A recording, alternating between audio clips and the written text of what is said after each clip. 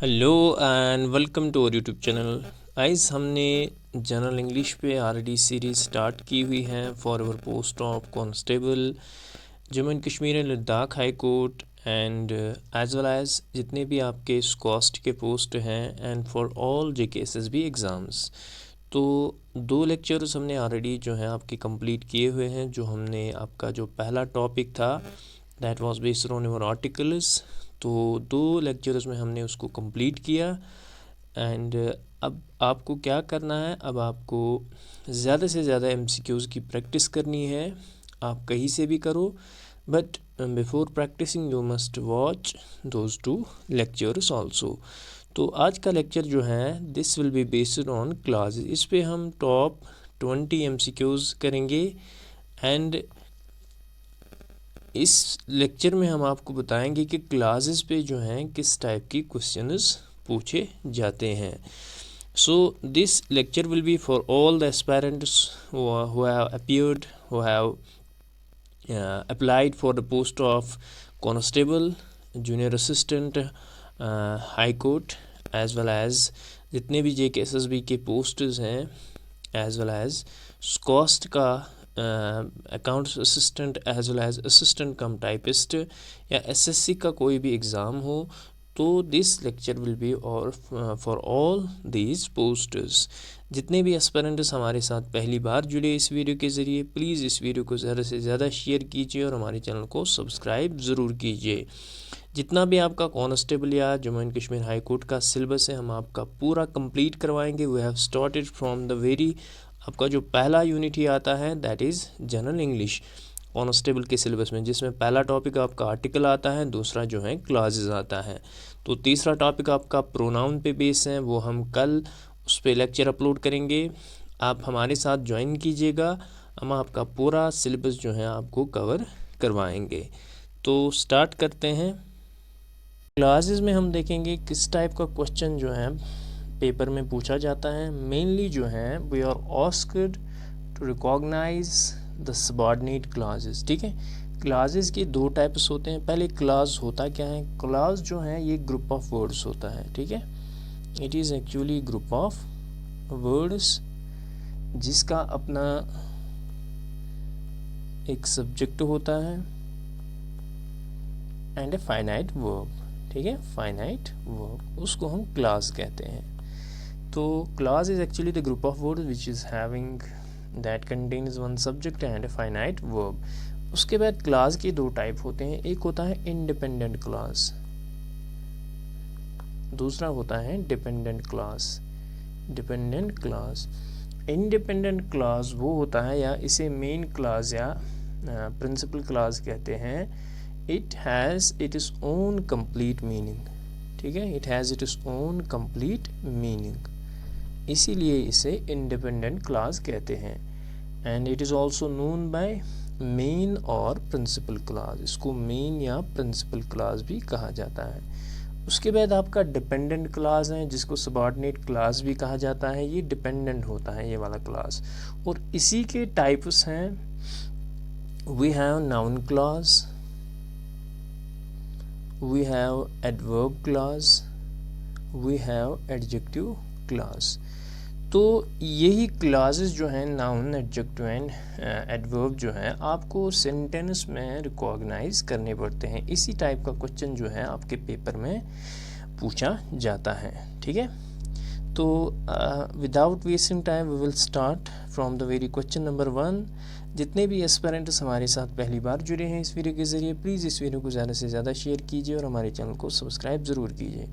इसके अलावा आप हमारी टेलीग्राम चैनल जो है वो भी ज्वाइन कर सकते हो, जहाँ पे आपको जो है इस लेक्चर का PDF मिलेगा, और आप जो है वहाँ पे क्विज़ भी अटेम्प्ट कर सकते हैं। ठीक है, you can also attempt quiz there in your Telegram channel. तो डिस्क्रिप्शन में टेलीग्राम चैनल की आपको लिंक मिलेगी।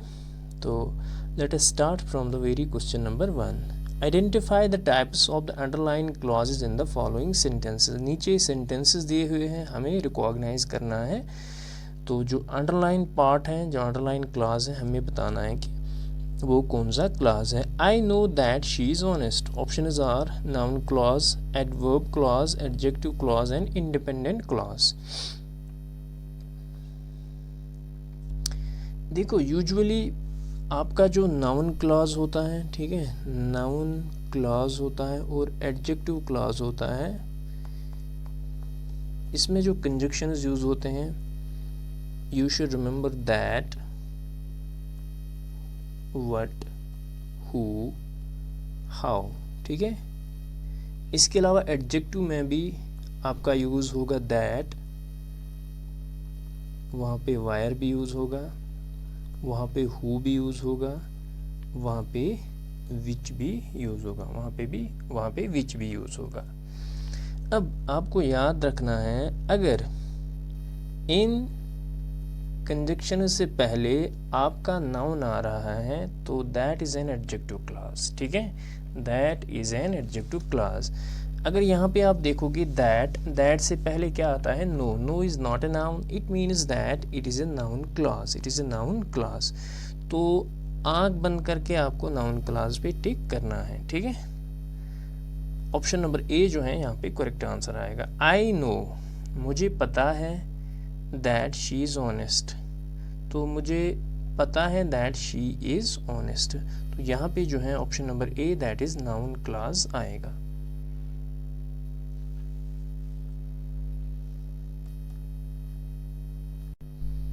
तो नाउन क्लॉज जो है ये एक्ट करता है, it acts as a subject और एन ऑब्जेक्ट, ठीक है। ये या तो सब्जेक्ट एक्ट करेगा या ऑब्जेक्ट एक्ट करेगा। अब मैंने आपको शॉर्ट ट्रिक बता दी, अगर कंजक्शन से पहले नाउन आ रहा है तो आप एडजेक्टिव क्लॉज पे क्लिक करोगे, अगर नाउन नहीं आ रहा है देन इट इज़ ए, तो ये नाउन क्लॉज है, नाउन क्लॉज है। फिर बाद में देखना है, अगर एडवर्ब क्लॉज का भी हम देखेंगे उसमें कौन कौन सा रूल है, लेकिन ये दो आप याद रखोगे, अगर एडजेक्टिव से पहले नाउन आ रहा है तो देन इट इज़ एन, तो ये एक एडजेक्टिव क्लॉज है। नेक्स्ट क्वेश्चन पे हम मूव करेंगे।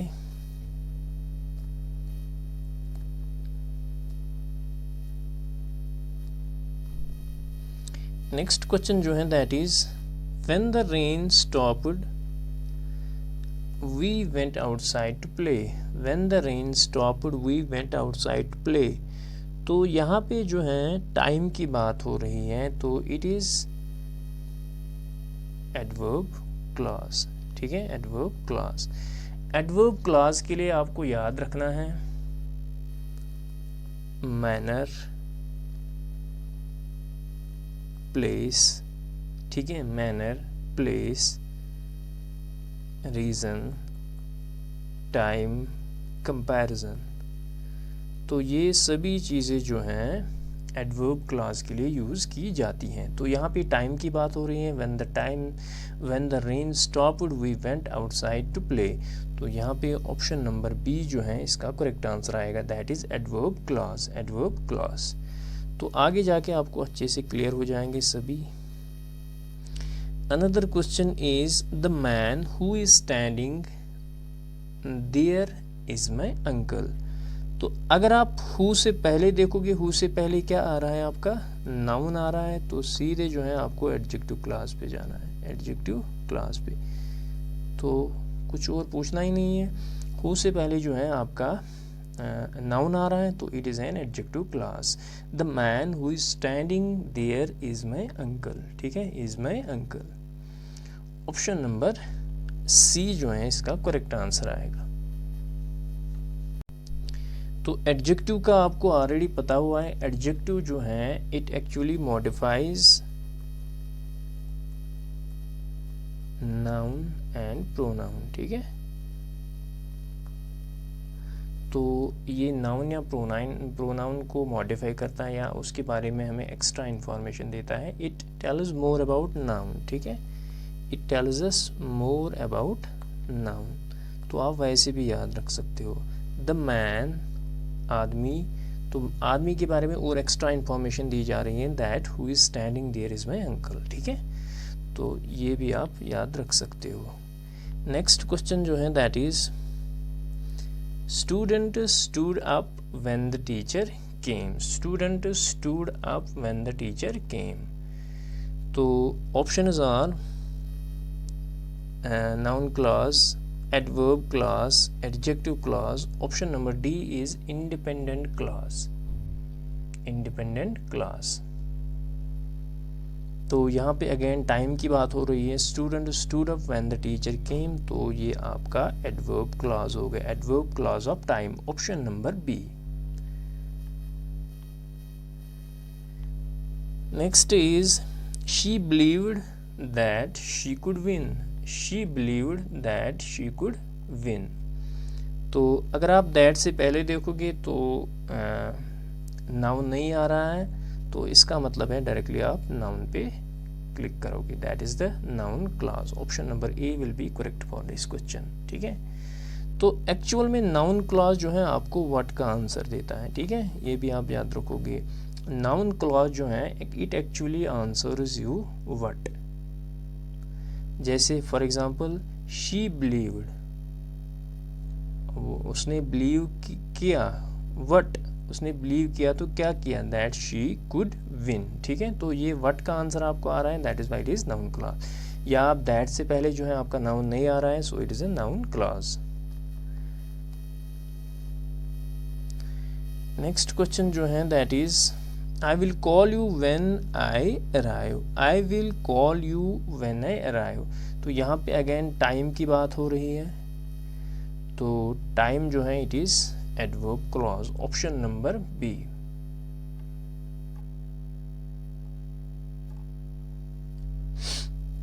Let us move to the next question. Next question जो है that is the cake that she baked was delicious. ठीक है, the cake that she baked was delicious. तो that से पहले आपका cake आ रहा है, that is noun. तो कौन सा क्लास आएगा, it is the adjective clause. यानी द केक, तो केक के बारे में एक्स्ट्रा इन्फॉर्मेशन दी जा रही है, that she baked was delicious. So यहाँ पे जो है we are given more information about the noun, so that is why adjective clause यहाँ पे इसका करेक्ट आंसर आएगा. Next is because she was late she missed the bus. Again it is adverb clause of time, so it is option number B. ठीक है, तो adverb clause of time की बात हो रही है. ठीक है, adverb clause of time की बात हो रही है. ऑप्शन नंबर बी जो है इसका करेक्ट आंसर आएगा. Next is if you study hard you will pass the exam. ठीक है, if you study hard you will pass the exam. options are noun clause, option B is adverb, adjective, independent clause. तो अगर आप यहाँ पे देखोगे ये condition है या it is a reason for passing the exam, so ये यहाँ पे ऑप्शन नंबर बी आएगा, that is the adverb clause. ठीक है, एडवर्ब क्लॉज आएगा, एडवर्ब क्लॉज ऑफ रीज़न. ठीक है, एडवर्ब क्लॉज ऑफ रीज़न. तो पास होने के लिए रीज़न है आपके लिए that you have to study hard, option B. Next is the idea that he proposed was brilliant. The idea he proposed was brilliant.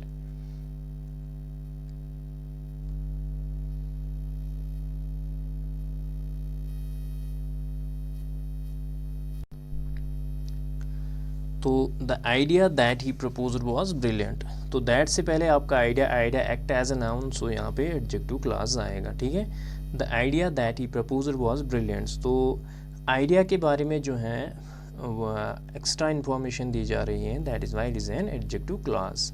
और आइडिया जो है it acts also as a noun. Next question जो है that is I am certain that he will come. ठीक है, I am certain that he will come. I am certain that he will come. तो option are noun clause, adverb clause, यहाँ पे मैं लिख लेता हूँ. We have adjective clause and D जो है मैं यहाँ पे कंडीशनल क्लॉज. ऑप्शन दे रहा हूँ, आई am certain that he will come, तो दैट से पहले जो है आपका नाउन नहीं है, या आई एम सर्टन, मैं सर्टन हूँ किस बारे में, तो व्हाट का आंसर आपको मिल रहा है, that is Y it is a noun, option number ए, ठीक है, तो it is a noun clause. Next question is since it is raining we should stay indoors, since it is raining we should stay indoors, since it is raining we should stay indoors, ठीक है, तो option is are noun clause, option B is adverb clause, option C is adjective clause, option number D is independent clause, ठीक है, तो since जो है time की बात हो रही है तो it is an adverb clause, option number B.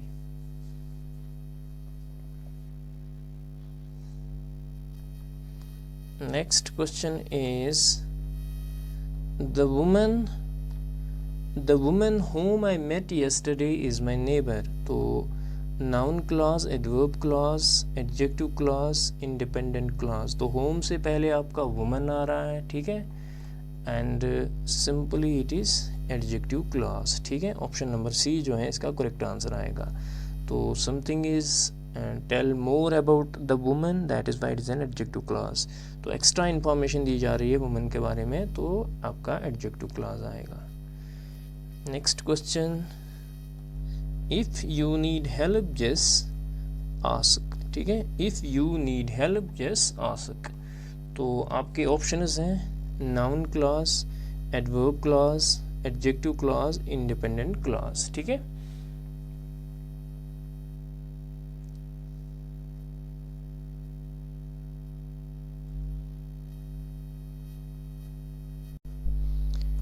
तो if you need help just ask, ठीक है, तो ये एक टाइप का we can say it is